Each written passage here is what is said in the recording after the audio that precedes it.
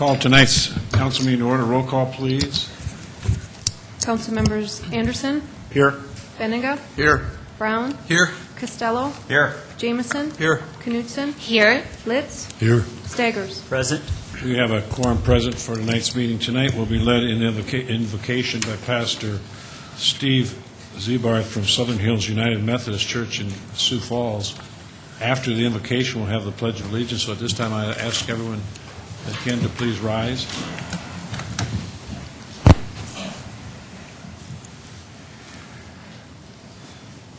Lord our God, we're grateful for the opportunity to gather here tonight in freedom and pursue the life that we all love, the life of freedom. We thank you for those military personnel who have fought so hard to defend the freedom that we enjoy. We pray for your blessing upon them around the world tonight. Lord, I thank you also for those who have gathered here this evening to practice our independence, for those who have given of their time and their energy and their enthusiasm to represent us in this place. We pray for your presence in our midst tonight. We ask for your blessing and ask that we have the courage to follow your will and your way. We pray these things in your name. Amen. Amen. I pledge allegiance to the flag of the United States of America and to the republic for which it stands, one nation under God, indivisible, with liberty and justice for all.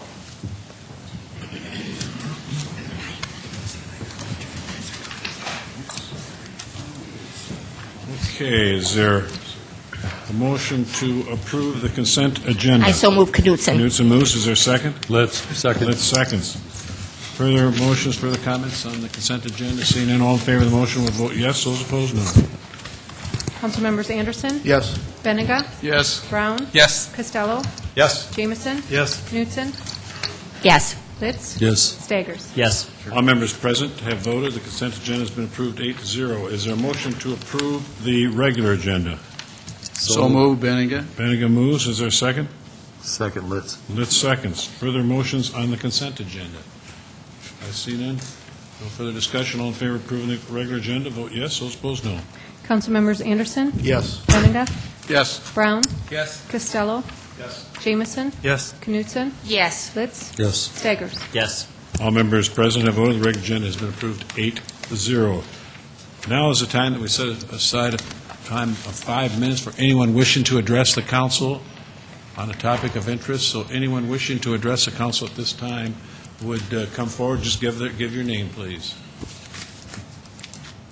Seeing no one that is coming forward, we will move into the regular agenda with item number 8.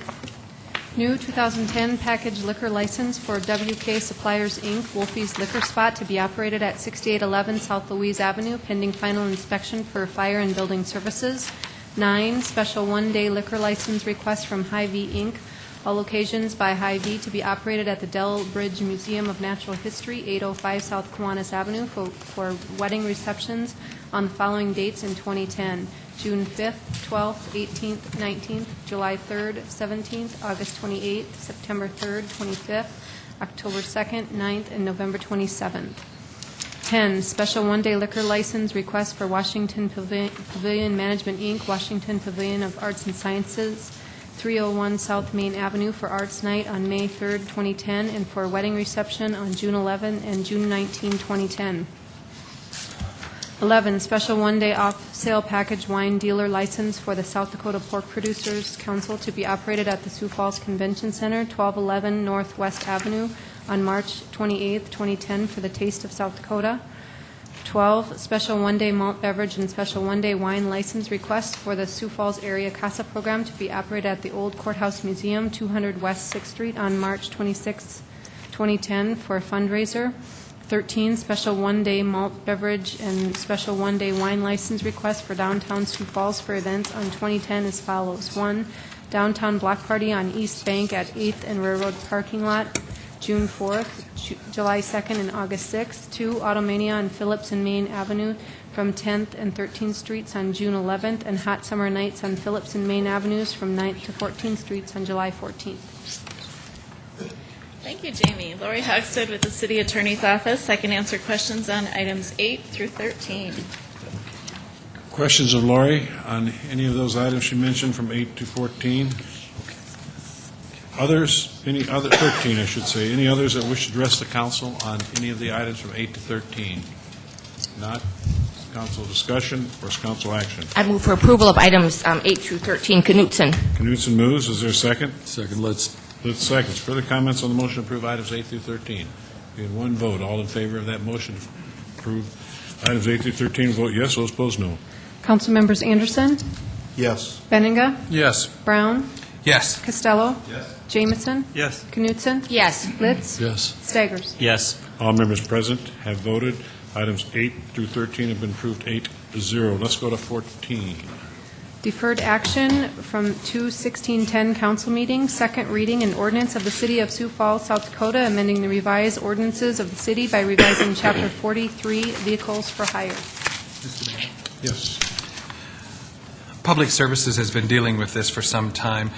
This is the second reading of an ordinance that would change the pricing structure for it. It's been 10 years since the rates have been increased for wheelchair transport vehicles, and they came to us and asked for either deregulation or a different price cap. So before you tonight, you have a recommendation from the committee to do one or the other.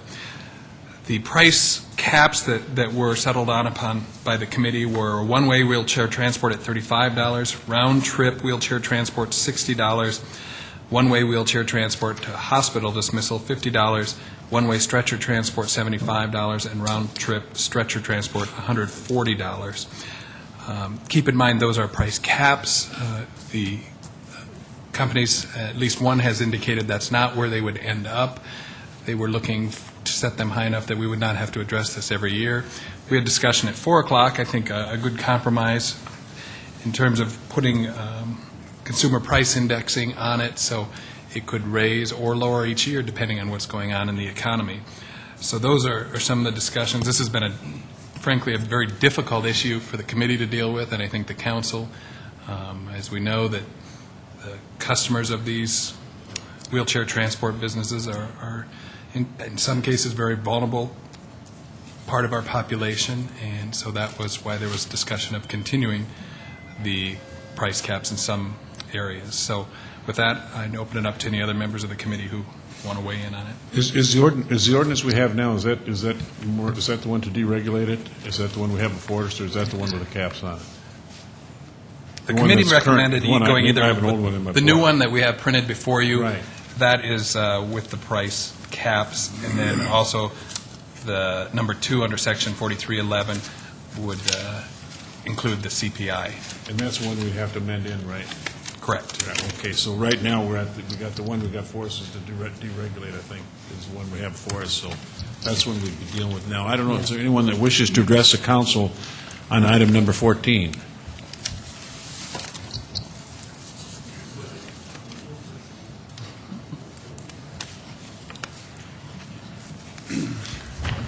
Okay, you'll have to excuse me. I've got a little bit of a voice problem. My vocal cords are a little goofed up, and I'm not used to addressing such prestigious people. But anyway, okay, Steve Hadorf, Wheelchair Express.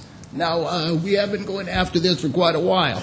But the first option, the best option, is deregulation. The city of Sioux Falls, I think, they only regulate one other industry, and that being the taxi cabs. Okay? No other cities in the region regulate wheelchair rates, okay? The rates are, the prices out there for competition. There's competition between myself and the other company, Sioux Falls Wheelchair. The paratransit is our competition also. People keep saying they're not our competition. They are. They can pick up the same people we do. We work 24 hours, 7 days a week. We do a lot more service, and that's what we need to be paid for. And a little bit of history. The rate was set in 1974 when wheelchair companies were established in Sioux Falls. It's been raised a couple of times since then. But it is an archaic rate, an archaic law. And so it should be deregulated and let the price dictate. If we are out there making too much money, there will be other companies come into business, come into competition with us. There have been other companies come and go throughout the years. When those companies have come in, we've dropped our price to the advantage of the customers. So that has happened a couple of different times. And there was a service in Sioux City that just went broke. And so now they're charging, the ambulance is charging $120 a ride. So that's kind of the worst case scenario. You know, you keep speaking about us taking advantage of vulnerable people. I take a little bit of offense to that, because we go out there and we will get people out of bed. We help dress them so we can take them to the doctor. You know, attorneys take advantage of vulnerable people. Doctors take advantage of vulnerable people. There's vulnerable people in every bit of society. The city of Sioux Falls has taken advantage of myself and Mr. Kadinger because we're vulnerable people. So I wish we'd get over that a little bit, because we go out there to help people. We do many extra services for them. Okay. Are there any questions, please? Questions of Steve? No, thank you very much. Others that wish to address the council on item number 4? Mayor? Yes, I do have Okay, a go question ahead. for you, Steve. Steve, please. Steve? Steve, at the 4 o'clock informational, one of the things that were proposed was setting up what is it, CIP, as far as taking a look at giving you fare increases every year by using, what did we call it here? Consumer Price Index. Now, this was proposed at the 4 o'clock meeting. I guess my question on this is, do you know anything about the Consumer Price Index and how this would affect your business? And then exactly at what rate should we start at when we start using this? That I don't know. I know very little about the whatever you said, the price index, okay? One thing I forgot to say was, okay, the fare at transit costs the city $24 to provide one ride, okay? And that did not take into consideration that we have to buy new vehicles over and above that. If we use that $24 cost to the city, we have to make a profit so we can buy our vans. Because, of course, the feds buy the vans, city pays 10%. But we have to make a profit over that $24. That's why the 35 is a minimum that we have to be able to go to. Our good customers, we are going to grandfather them in. You know, I've been in the business 32 years, and if we weren't doing something right, treating our customers fairly, I wouldn't have been here that long. And we provide special rates for people who go out after hours. Some of our very good customers, we have special rates for them. Okay, Steve, would you go directly up to the $35 then, or is that something that is a year or two out? That would be a year or two out, depending again on the economy. A year ago, we put a fuel surcharge on. Like everybody else in town, every other service industry put a fuel surcharge on, and then the city attorney's office advised us that was not in the city code. So we had to take that back off. And then that's when we approached the city for a rate increase that we've been working on since May. So we're almost a year behind right now. Dug ourselves quite a hole. Thank you. Pat? I guess what Kenny's referring to and what Vern alluded to is, I had the, I think did for us, pulled out the Bureau of Labor Statistics, and in there they publish a consumer price index survey. And one of the components that they use, I'm sorry, we've got the Bureau of Labor Statistics compiles consumer price index survey. And it can be a summary, or it actually has various components of the economy. And one of the segments is, or actually there's two of them, and I guess we can choose. One of them is called transportation services, and the other one is medical care services. Now, I would suspect that the transportation services segment more accurately, and I was looking for a further definition in here, further defines you, and in there, they take into account the cost of fuel and the various components that make up typical transportation services. So the idea would be is to set the caps at whatever they may be, and then every year it would be adjusted up or down depending on the inflationary adjustments that happen. Is that something that you think is reasonable or fair, or does that offer you any more comfort? That depends where we start. I can agree with that, but we have to get to a starting point so that we can increase. Yeah, the starting point, I guess, and certainly we're open for discussion here, is that the starting point would be what the Public Service Committee has recommended in rates. So the new rates as proposed, and then every year it would be adjusted up or down depending on that index. So in other words, it would help you not have to come back here 3 years from now or 5 years from now and say, well, we've had X amount of inflation over the last couple of years. I can't make any money at these rates. I need a rate increase. This would prevent you, or it wouldn't prevent you, but it would hopefully prevent the need for you to have to come back here and try to get an increase. We would need to go back to the committee and discuss that. Because You want to go back to the committee? Well, what I would propose on that, could we say that the, excuse me, consumer price index would start in 2 years when they hit that cap that we've set for them now? At least then we could have 2 years of looking at this also, but at least let's get this set up now for them so that they can move forward with their business. Right. If I might, Mayor. The idea is the cap would move along with it. And so that the companies, if true competition were to happen to set in, that they were to have lower fares, they could certainly have that option. But the high-end mark moves with them. So if, fuel gets outrageous or some other component of their cost structure, that they would be allowed to do that. But once, Go ahead, Kermit. Well, I don't know. I guess I'm just getting a little frustrated with the conversation about regulating you. And, well, we're going to be nice and let you have a CPI rate increase each year. I mean, we talked about so much of this in this committee, so many meetings. And I know you're frustrated, too, Please. that we're continuing to control you. This does not sound like the United States of America here when it comes to business. We're supposed to allow people to invest their money in businesses and to be successful, or sometimes they're failures. We're not supposed to be controlling them as far as their prices or anything like that go. And I guess my question, of course, is if you have the choice between deregulation and these caps, so which one do you want? well, it's easy as deregulation. Yes. That gives us room to, like any other business in the city, gives us room to grow, buy new vehicles, pay our employees a living wage. My people haven't had a raise for a year. We need to. They're crying. They're crying for money, like everybody else in town. Other questions? Thank you very much. Others that wish to address the council, item number 14.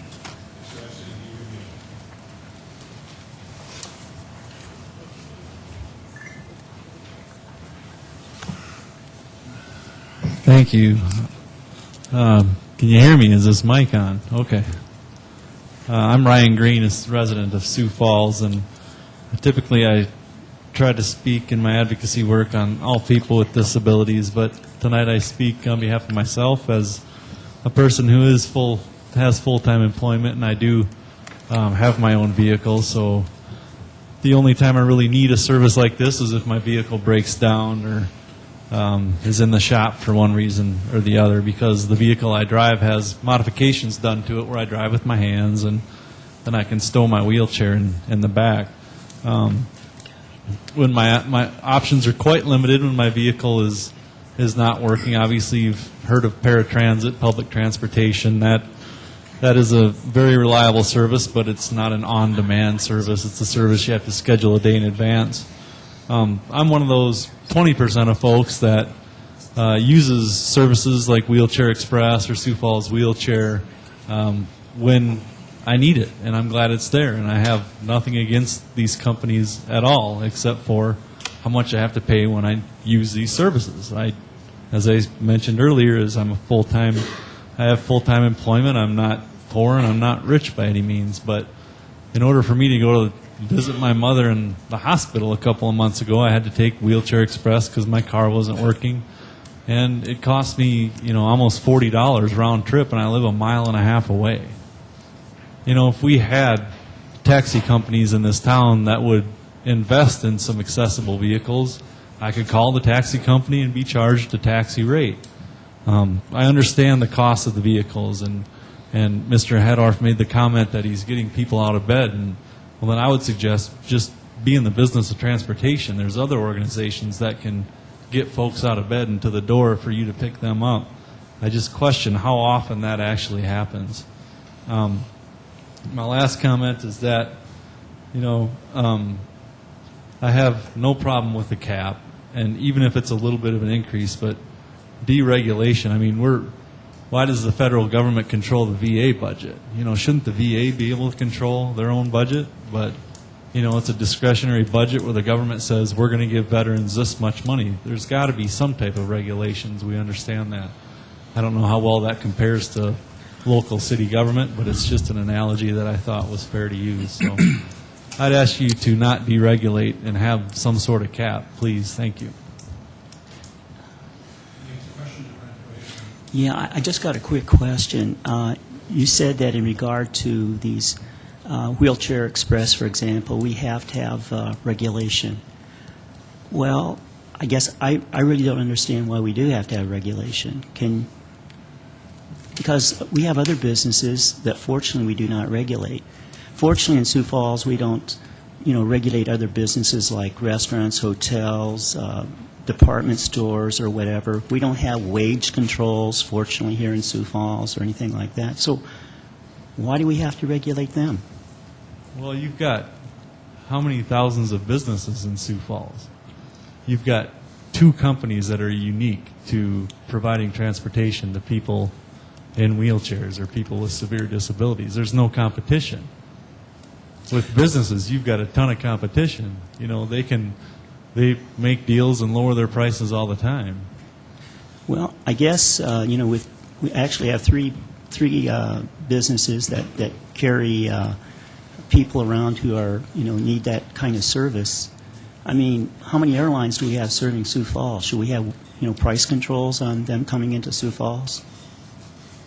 I understand your point, Yes. Kermit, and it's Yes. well taken, but I just feel ultimately it's coming out of the pocket of people that don't make a lot of money, like myself. I'm full-time employed, and I'm one of those 20% where if I go to the doctor using Wheelchair Express, I'm not on Medicaid, so I'll have to pay my full trip if I have to use it to go to the doctor. It's just, I think the caps are fair. I think maybe they can be increased, and that'll help the business owner.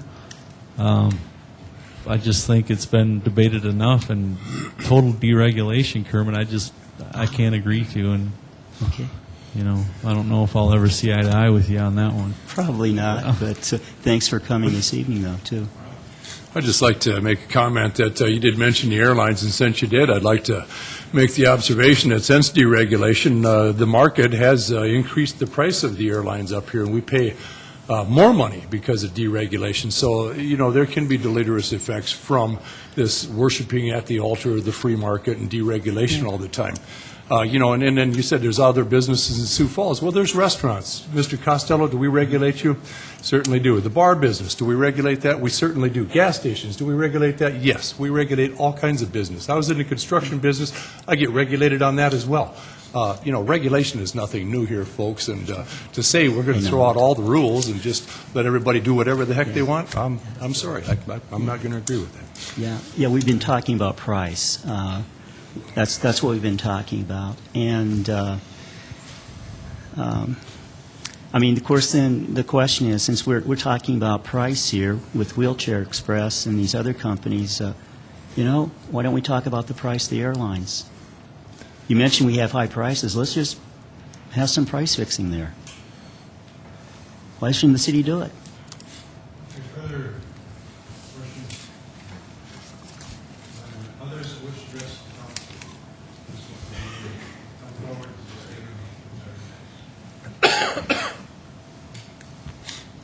Hi, my name is Eric Morris. I just moved here from Chicago. I know I've sent you some emails about this topic.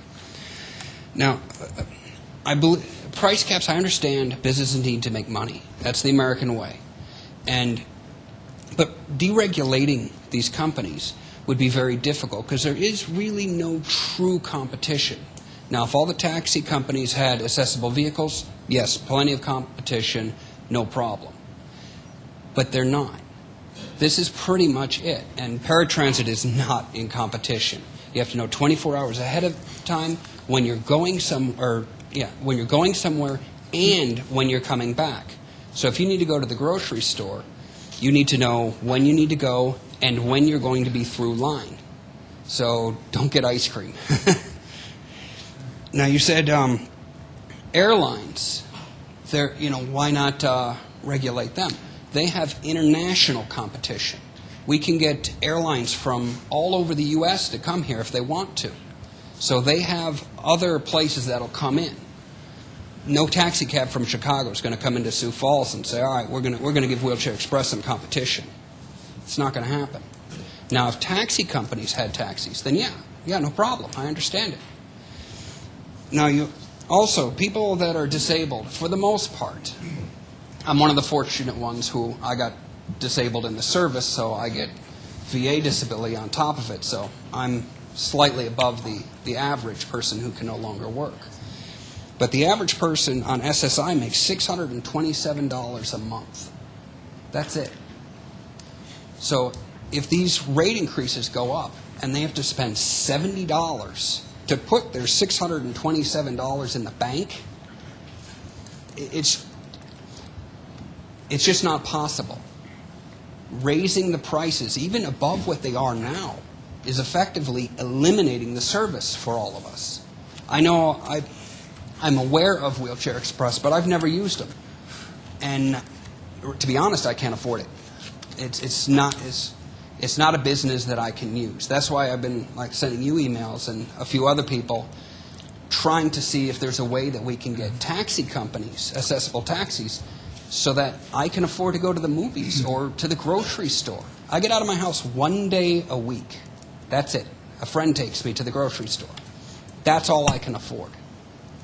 So please do anything you can to keep the prices lower or bring competition, anything, so that I can get out of the house occasionally. Thank you. I can't help but wonder, and at the 4 o'clock we had this conversation, and I got to tell you that I'm kind of leaning towards the deregulation part of it, because I can't help but wonder if maybe the caps and the rules and the regulations that we have in place aren't prohibiting or aren't disincentivizing our existing taxi companies from getting in the game.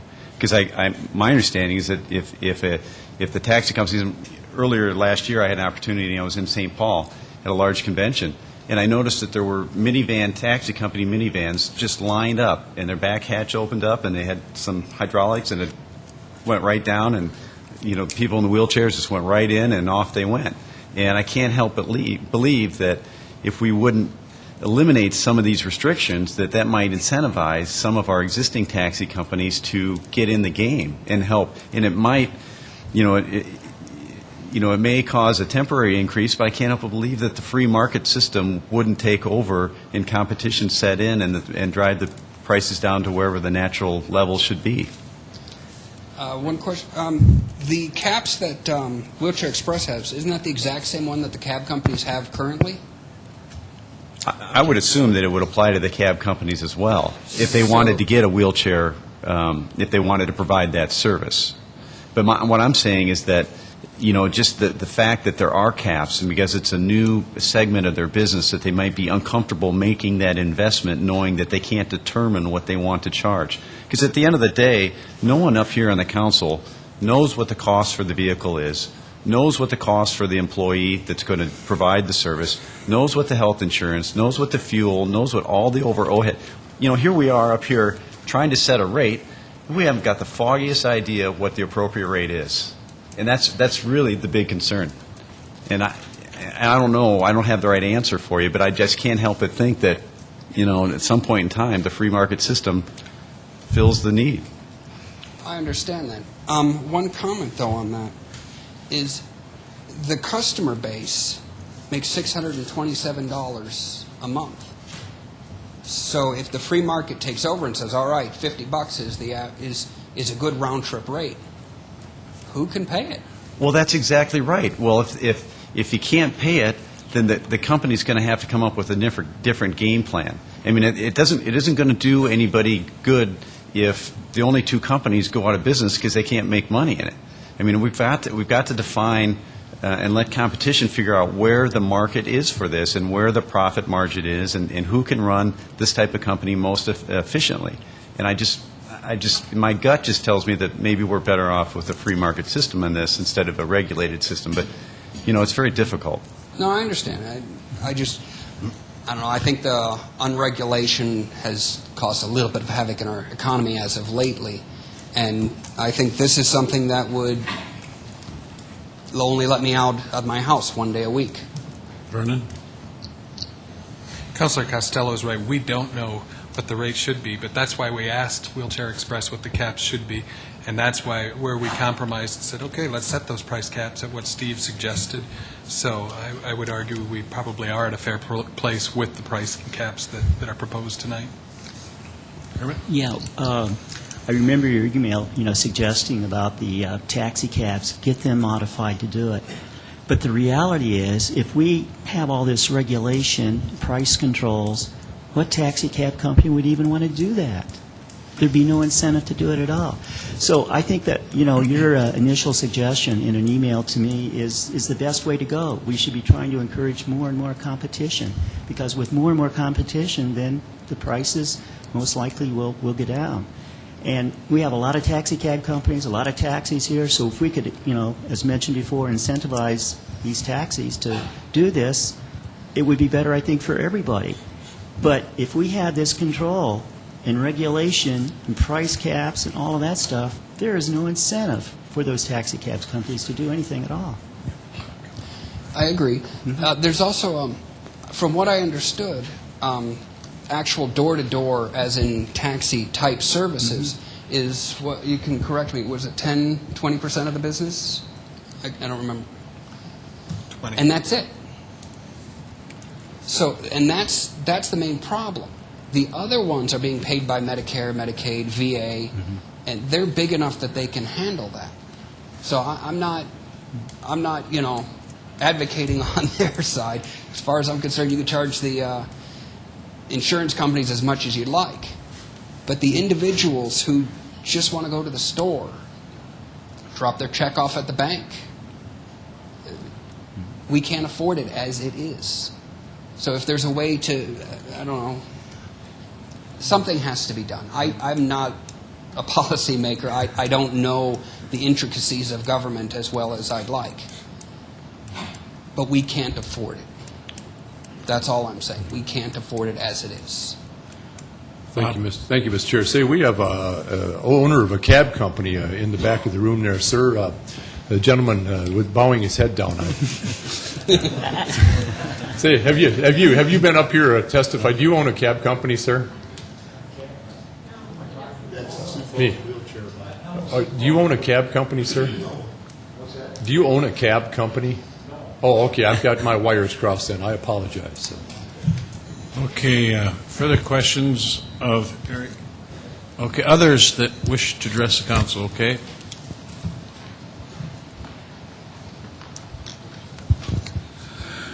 I am Charles Santee. Unlike Ryan there, I don't have a car, so I have to get around town on mass transportation or my poor abused wheelchair. And one comment I'd like to make is I've never heard of a cost of living increase ever going down. Another is if you're going to deregulate wheelchair transportation, deregulate the taxi cabs too and let everybody suffer equally.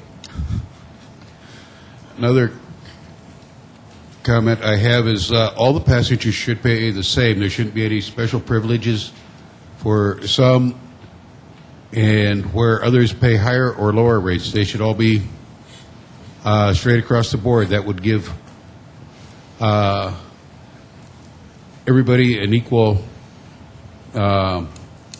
price to pay, and you know exactly who's paying what. And as far as taxi cabs go,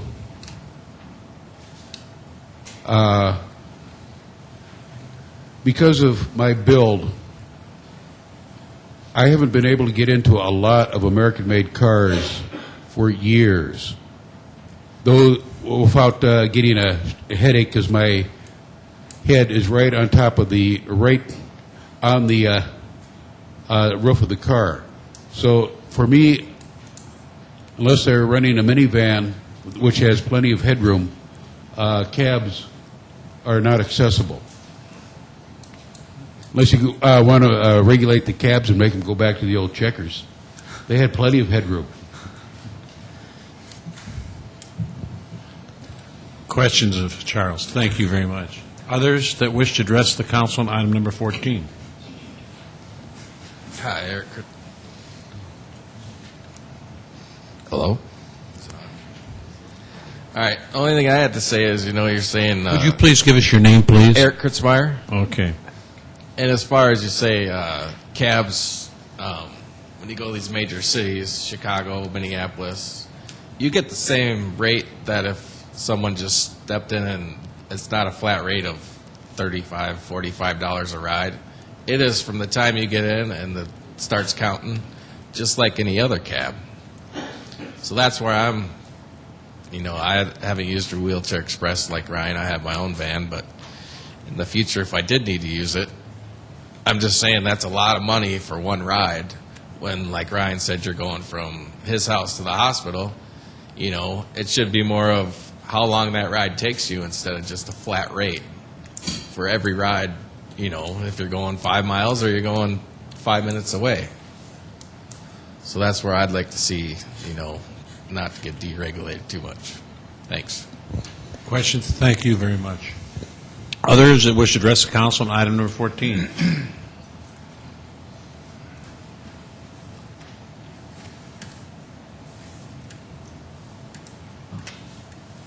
Hi, I'm Sue Cadinger, and here's Dave Cadinger, and we're part of Sioux Falls Wheelchair. And we just wanted to address this deregulation. In referring to one of the gentlemen back here that said they can't go to the bank, it costs them $70, that's what paratransit is for.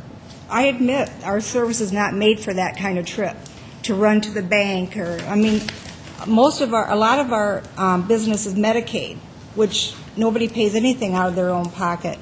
And the ones that do take the other service, that you go to the doctor, they have the funds to pay it. And, if you don't have the funds, you go to the government and you get Medicaid, you get on paratransit, you figure out a way. But we don't have the funds to give a special rate to everybody. And we go into hospitals. We take them out of their bed. We take them on a wheelchair, by stretcher, by wheelchair. We take their belongings. Every call is not the same. Every call is not going door to door, picking up a person. We're going and doing additional services, and we need to charge for those services. And doing a strict one-level rate is not charging for all the services that we provide. And if we would not be a profitable business if we were taking advantage of these people. They can go to our service, they can go to Wheelchair Express, they can go to the city. They have options. We don't. Our bottom line tells us what we do for our business. Questions? Go ahead. One of the big concerns I think the council is having is how do we look out for some people who may not be able to look out for themselves? How can you reassure us that you aren't going to charge somebody $120 when that may be sent off to an invoice someplace else? That's what our concern is, that Sure. some people who can't take care of themselves are going to pay more than they should. And that's kind of what we're trying to absorb, is how do we oversee all of that to protect those people? Can you tell us how you would protect that? How would you prevent that from happening? Just I tell us mean, if more. we took advantage of somebody, they're not going to use us again. We've been in business for 30 years. I mean, they're not going to, if we overcharge them, for one thing, they probably wouldn't pay it anyway. I mean, we have to write off a lot because we non-payment. I mean, when we take people, they're not sitting there with their checkbook. We bill another party, maybe their son, their daughter, a bank. Right. It's not very often that they pay us, except for, maybe if they do go to the movie or something, they'll pay at that time. But if they're going to a doctor, they have funds set up to pay for that. So, I mean, people are not going because they can't afford it. If they can't afford it, they go to the government and get help. We can't provide that help. We don't have the funds to charge extra special rates for different people. Some of the people that ride on your service, I would sense, I picked it up from the committee meeting last week. What was it, last week or whenever the last committee meeting was, but it seemed to me that some of these people who use your service become your friends. Oh, yeah, we have people we've taken for years. And that to me, I guess, is and the fact that we do have competition here is somewhat of a settling point that I think after you've had a relationship with somebody for probably 10, 15 years who's been using your service, that either you're good or you're bad. Right. And either they're going to use you or they're going to get their own van or they're going to hire the other service or they'll find another way to get away from you. But if they have a bad experience with us, they'll turn around and go to Steve or, the city. Transit or somebody. Transit. if there was only one of your services in the city, I would be more inclined to maybe put a cap on this service because then we can be assured that there isn't any gouging going on. But because there's two services existing, I just can't so far see a reason why we should regulate the pricing. And just be clear, we are only talking about the pricing, not all the other regulations that go along with checking the insurance and all the driver stuff, just and the that's pricing. very understandable. Thank you. Other questions? Thank you very much. Others that wish to address the council on item number 14?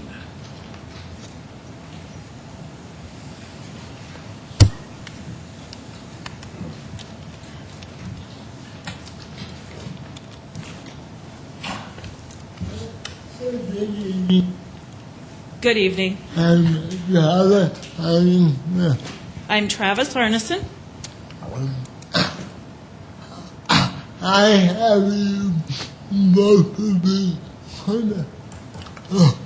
I have used both of these services. Both of the owners are people. Both of the owners are good, kind people.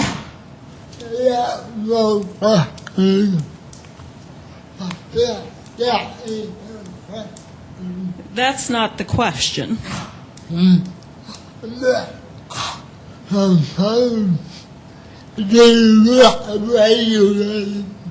As far as getting deregulated,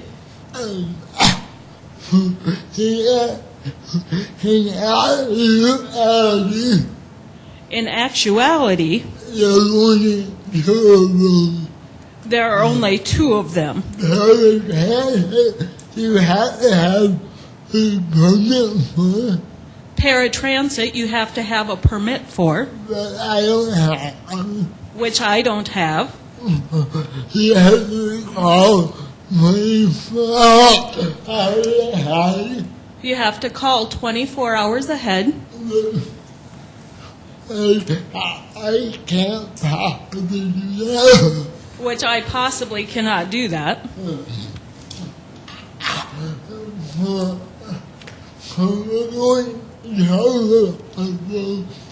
So there is only two of them.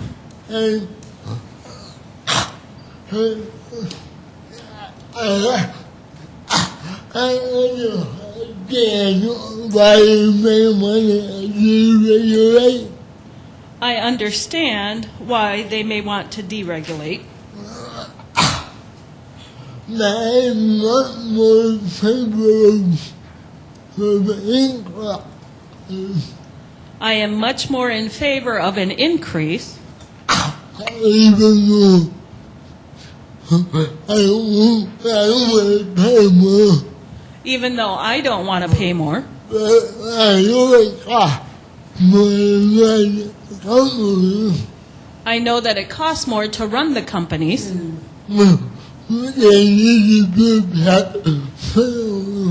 they need to be paid fairly.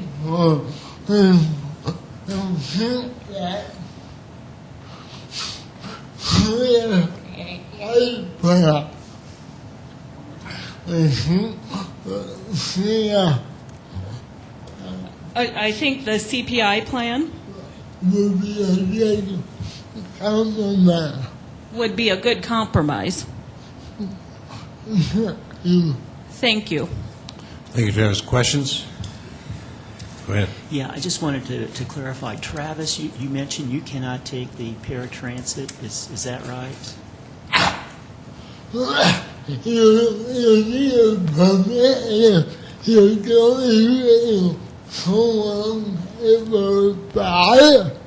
You need a permit to use it, and if you don't use it for so long, then it expires. Okay. I guess I'm a little concerned about, paratransit, because I keep hearing, other people that are disabled cannot use it and so forth, and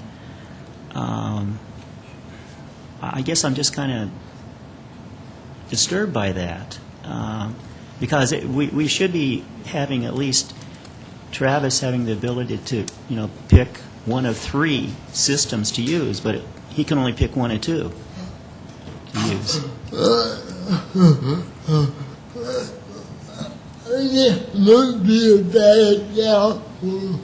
This might be a bad example. Way back when they had party line. Way back when they had party line phones. Each family would have a different time slot. Each family would have a different time slot to use it. And now we all carry cell phones. And now we can carry cell phones. That's how I somehow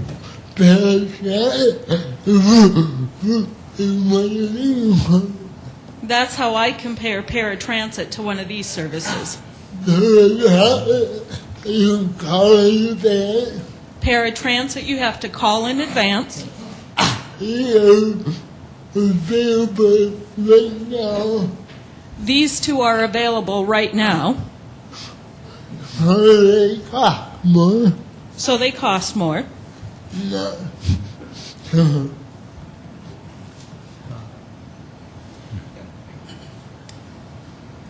Thank you very much. Thank you. Further questions? Thank you very much, Travis. Appreciate you coming down. Others that wish to address the council on item number 14? I see no one coming forward, so we will have council discussion. Council discussion or action on item number 14. Ryan, if I could ask you a question.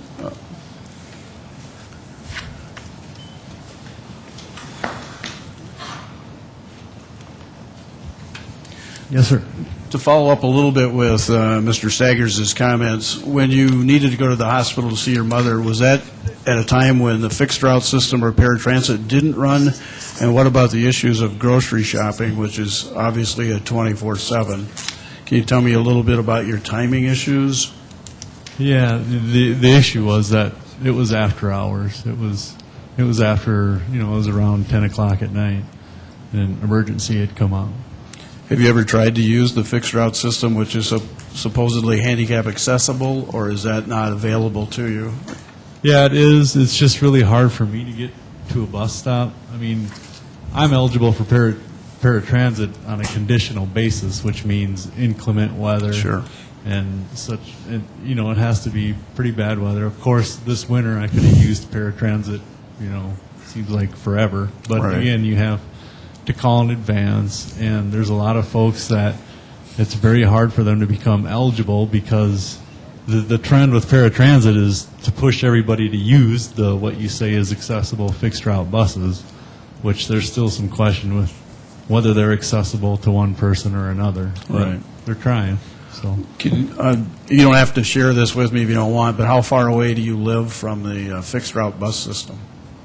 you know, I don't live too far away. It's about 2 blocks, but I've got a lot of hills in my neighborhood that are very hard to negotiate.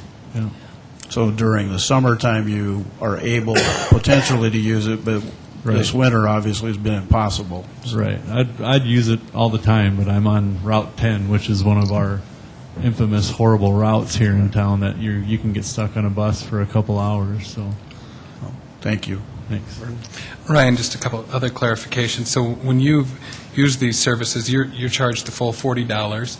No special rate for you, even though you're able to get directly to the bus. They don't have to come and get you inside. Yeah, you know, it varies. That's the other question, is it seems to vary, and I'm not able to put my finger on it. But when I went to the hospital, I was charged right around $20 per trip. Yeah, I don't have the invoices in front of me. Steve would be able to tell you, but I'm a mile and a half away from the hospital. And even though your mobility may be better than some customers, you're charged the full price of what the cap is. Yep. Further questions? Thank you. Okay. The one we have before us is the one. The ordinance we have now is one for deregulation. That's the one that was to come out of committee. So that's the one we have. So that's the one you'd be taking action on unless you choose to amend it. Council discussion or action? Go ahead. I'd like to move for approval. Okay, you're going to move to approve. Jamison moves to approve the amendment as deregulated. Is there a second? Second, Costello. Costello seconds. Further comments on that motion? Mr. Mayor, I'd move to amend. Motion to amend. I move to amend with setting the maximum rates that are in the amendment before you and include the CIP index that we talked about as well for transportation services. That's one with 35, 60, 50, and 175 and 140. That's one that's there. Correct. Point of clarification, please. In the original one that was provided, the CPI only referenced an increase in the consumer price index, and I think we've got another one that reads slightly different that encompasses both an increase and a decrease, and that's the one you're referring to. Right. The one I've got, the one I have, the first one didn't have the decrease in it. Now this one has the decrease in it.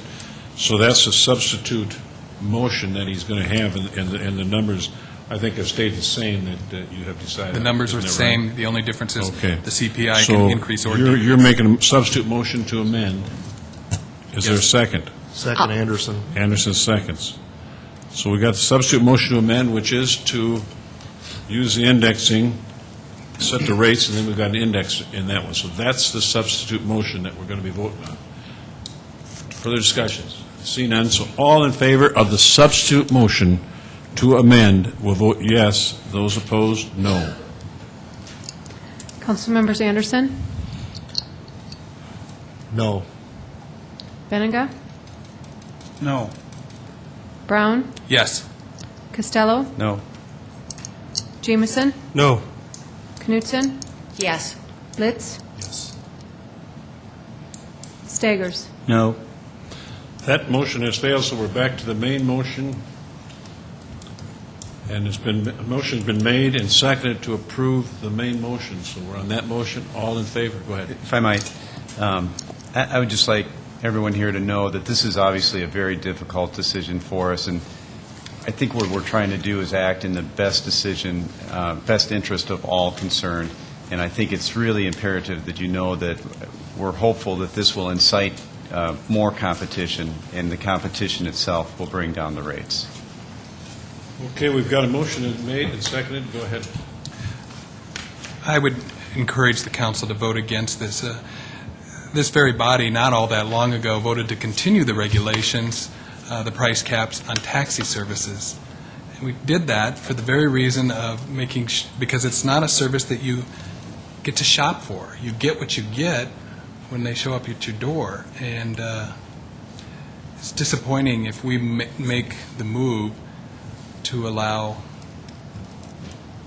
citizens who sometimes don't even have a voice to be using a service that isn't regulated at all. I would encourage you to vote against this. We've got the motion made and seconded to vote for the main motion before us, that is deregulation. So all in favor of the motion will vote yes. Those opposed will vote no. Councilmembers Anderson? No. Benega? No. Brown? No. Costello? Yes. Jamison? Yes. Knutson? No. Litz? No. Staggers? Yes. That motion failed. We have 5-3, so we really don't have anything before us. It's dead. So we're Yeah. back to what we originally have in ordinance. Go ahead. Yeah, so, I mean, this is one of the problems of regulating a business like this. They've been at this now since the summer months, and I don't know what they're going to do now. Are they going to come back to another committee meeting and go through this whole process again and play games? I mean, this is terrible. This is an example of why we shouldn't be doing this But at all. it failed, Yeah, so you're we're right. back. Now we move You're on. absolutely right, yes. Yeah, so we move on to item number 15. Yeah.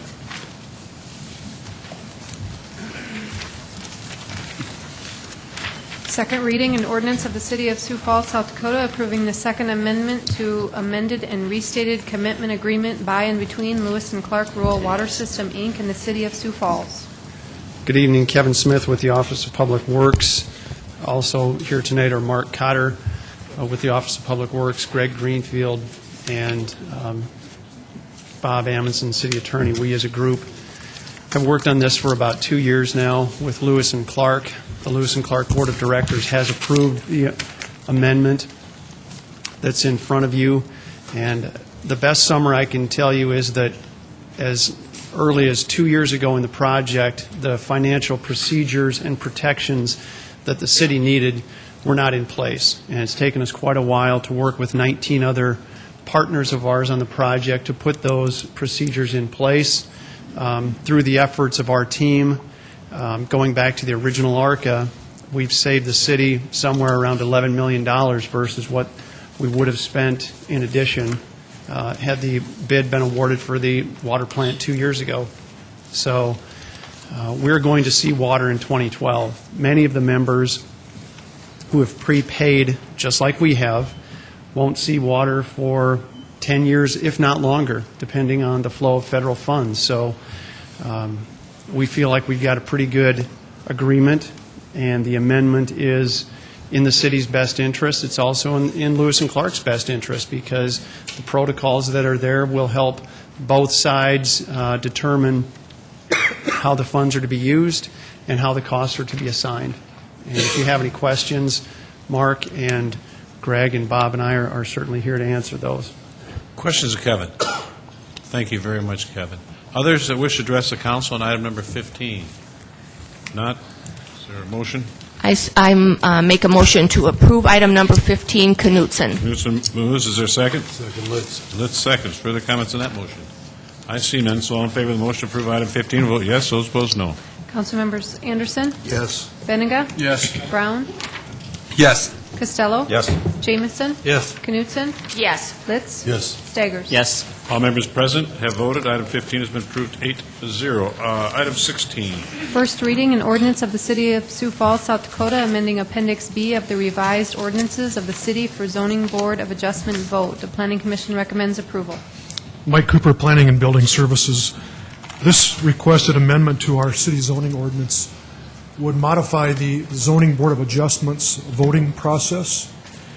Back when this board was originally structured, state law required a supermajority or 3/4 of the members to approve an item.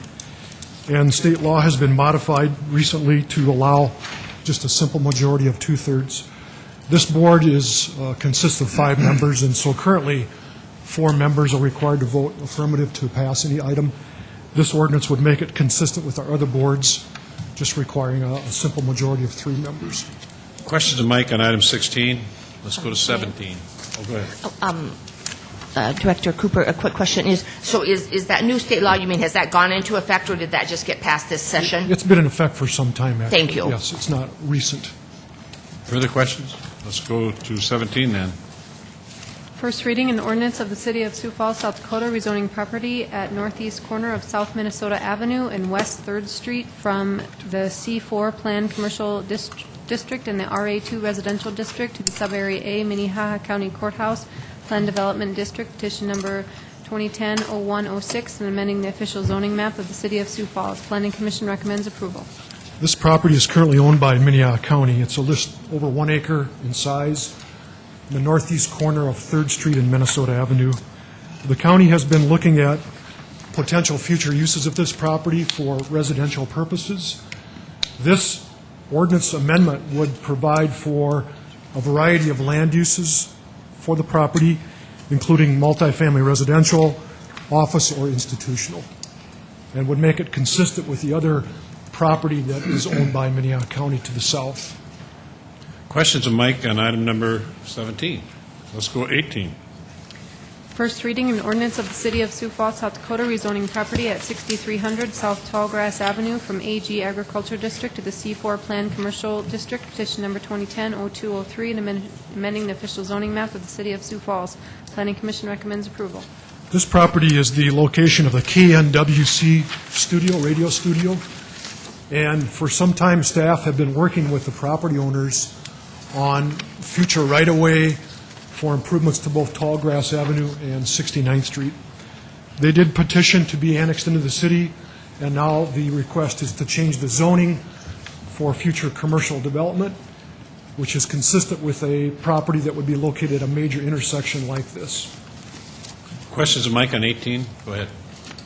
Mike, it might be in here, but when will that tower come down? There's no specified time frame at this time that I'm aware of. But we will be working with them when the street improvements are made, that they can adjust the location of their bases or their guys to allow the street improvements to be made. Questions? Let's go to 19. First reading, an ordinance of the City of Sioux Falls, South Dakota, a major amendment, petition number 2010-0102 to Chapter 15.45.070, Plan Development Districts at Southeastern Avenue and Whisper Trail, allowing changes in land use as reflected in the revised sub-area map and amending the official zoning map of the City of Sioux Falls. Planning Commission recommends approval. The petitioner is Brian Gruss with Envision Companies as the owner and developer of these properties, part of the Whisper Ridge development. And this is located west of Southeastern Avenue between 57th and 69th Streets. And the request of this amendment would be to allow this row of lots to be developed into fourplexes. It's just over 3 acres in size. Questions of Mike on 19? Let's go 20. First reading, an ordinance of the City of Sioux Falls, South Dakota, a major amendment, petition number 2010-0201 to Chapter 15.45.070, Plan Development Districts at 8000 East Arrowhead Parkway, allowing changes in land use as reflected in the revised sub-area map and amending the official zoning map of the City of Sioux Falls. Planning Commission recommends approval. The petitioner in this item is Dr. Richard Cheddar, is the owner, and this is just over 2 acres in size. This parcel is actually on the northeast side of Willow Run Golf Course. At the time that the zoning was originally put in place for this property, it included the land use of residential. And since that time, the owner has come in to plat off the portion of this property that would be allocated for actual residential development. And we discovered as part of that process that there's about a 2-acre area that's actually existing golf course property. So this is really a correction to the zoning line to move this 2-acre parcel from residential back to the golf course, which is the existing land use. Questions, Mike, on item number 20? Not, is there a motion to set the hearing date for the second reading for April 5th for items 16 through 20? I shall move Knutson. Knutson moves. Is there a second? Second, Litz. Litz seconds. Further comments on the motion? If not, all in favor of setting the hearing date for April 5th for items 16 through 20, vote yes. Those opposed, no. Councilmembers Anderson? Yes. Benega? Yes. Brown? Yes. Costello? Yes. Jamison? Yes. Knutson? Yes. Litz? Yes. Staggers? Yes. All members present have voted. The hearing date has been set April 5th for items 16 through 28-0. Item 21. A resolution approving sculptures on city property, Jack's Storytime, Summer Distractions 2, and Summer Distractions. We have a recommendation before you tonight that comes from both the Siouxland Library Board of Trustees and the Sioux Falls Visual Arts Commission. And this is to place 3 sculptures at 2 library locations. The first 2 items, which would be Jack's Storytime and Summer Distractions 2, will be placed in the southwest corner of the downtown main library. Both of these sculptures are People's Choice Award winners, and they have been purchased by the city of Sioux Falls. And you can see that they really fit in very well with the theme of the library. The third sculpture has been actually donated for placement, and the location that's been recommended would be on the south side of the Cayley Branch Library on the north side of 49th Street, and that's the Summer Distractions. Also has a nice theme that ties in very good with library locations. Sally Felix, the director of the Siouxland Libraries, is also here tonight if you have any questions, but she likes them, and so that's the main deciding factor. Questions of Mike on item number 21. Go ahead. Director Cooper, what a wonderful idea. How I wish I could get all 3 of those sculptures. But would it be appropriate to share who the philanthropist is that is offering to give these, or is that inappropriate, or whatever? I mean, I'm not. I'll have to ask another person in the audience tonight. I'm Jim Clark from Sculpture Walk, so I know a little bit about these sculptures. The Summer's Distractions was purchased by, there's about 5 different parties, and I'm sure I'm going to forget 1 or 2, but starting with the Sheldon F. Reese Foundation, they were the big contributor, and then Phil Risden purchased, they're donated a significant amount of money, and it's in his wife's name. And I think LG Everest Company, I think, is included, and a couple more smaller ones. Thank you. You're welcome. Further questions? Others who wish to address the council, item number 21. Is there? I move for approval. Knutson. Knutson moves. Is there a second? Second, Jameson. Jameson seconds. Further comments on the motion to approve item 21? Seeing none, all in favor of that motion will vote yes. Those opposed, no. Councilmembers Anderson? Yes. Benega? Yes. Brown? Yes. Costello? Yes. Jameson? Yes. Knutson? Yes. Litz? Yes. Staggers? Yes. All members present have voted. Item 21 has been approved 8-0. Item 22. A resolution of the City of Sioux Falls, South Dakota, approving the placement of sculptures on public property for an internationally recognized visual arts program known as the Sculpture Walk, Sioux Falls 2010. This is the 2010 Sculpture Walk recommendations, and the council has gone through an extensive briefing of the placement at each location. And again, Jim Clark is here tonight if you have any more questions. But this is a real quick summary. This is the 7th year of Sculpture Walk. There were 130 entries received and reviewed. 51 sculptures were selected for the primary locations with 17 alternatives. And we had artists from various countries, Canada, China, UK, along with 4 artists from South Dakota. And then another great feature of this program is that it's a public-private partnership. Over 100 businesses and individuals contribute annually to the program, and then it really depends on the volunteers to help with the program each year. So, again, this is a recommendation coming to you by the Visual Arts Commission. Questions of Mike on item number 22. Go ahead. Not a question, but I just wanted to, I sent an email to the full council and to Jim Clark about how this program has really made us the envy of many cities, and SDN has an employee in Salina, Kansas, and she had forwarded me a story about how they came to visit Sioux Falls Sculpture Walk and trying to figure out how to replicate our success here. And chief among those volunteers is Jim Clark, and Jim, we really thank you. I know you put a ton of time into this and have done very well at it. Thank you. Further questions? Any questions of Mike? Others that wish to address the council, item number 22? Not, is there a motion to approve? So move, Benninger. Benninger moves. Is there a second? Second, Litz. Litz second. Further comments? Seeing none, all in favor of approving 22, vote yes. Those opposed, no. Councilmembers Anderson? Yes. Benega? Yes. Brown? Yes. Costello? Yes. Jameson? Yes. Knutson? Yes. Litz? Yes. Staggers? Yes. All members present have voted. Item 22 has been approved 8-0. Item 23.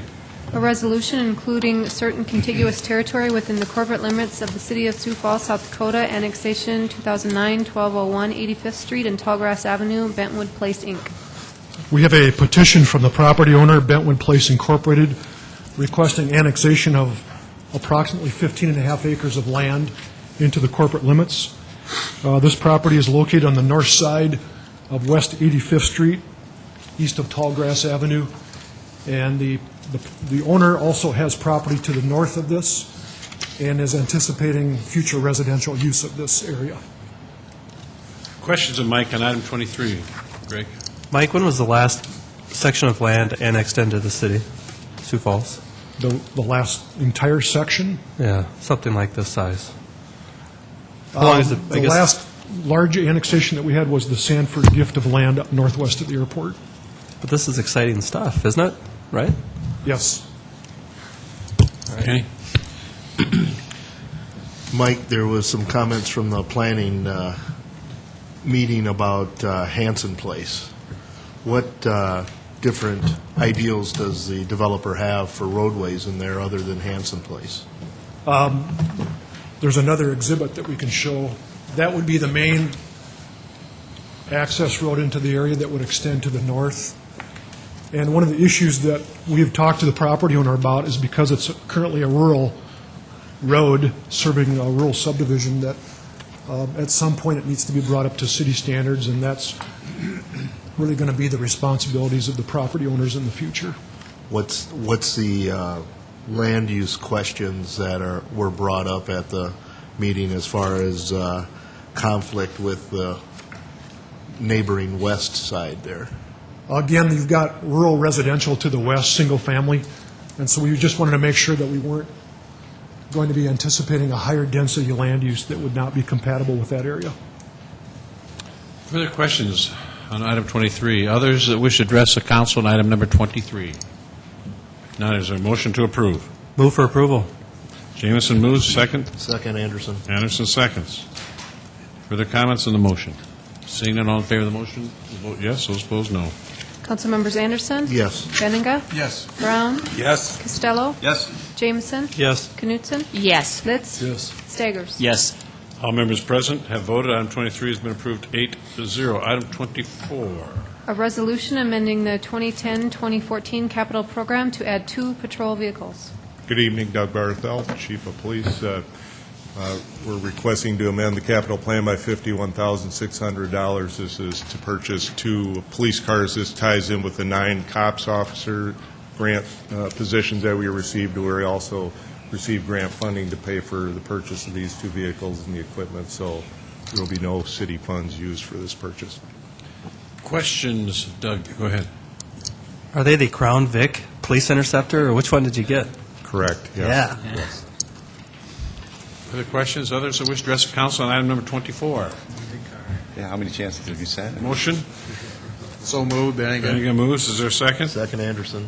Anderson seconds. Further comments on the motion to approve item 24? Seeing none, all in favor, vote yes. Those opposed, no. Councilmembers Anderson? Yes. Benninga? Yes. Brown? Yes. Costello? Yes. Jameson? Yes. Knutson? Yes. Litz? Yes. Staggers? Yes. That motion fails 8-0. The motion to adjourn. So moved. So moved. Second? Second. Benninga seconds. All in favor of the motion to adjourn, vote yes. Those opposed, no. Councilmembers Anderson? Yes. Benninga? Yes. Brown? Yes. Costello? Yes. Jameson? Yes. Knutson? Yes. Litz? Yes. Staggers? Yes. We stand adjourned. Hi, Jonathan.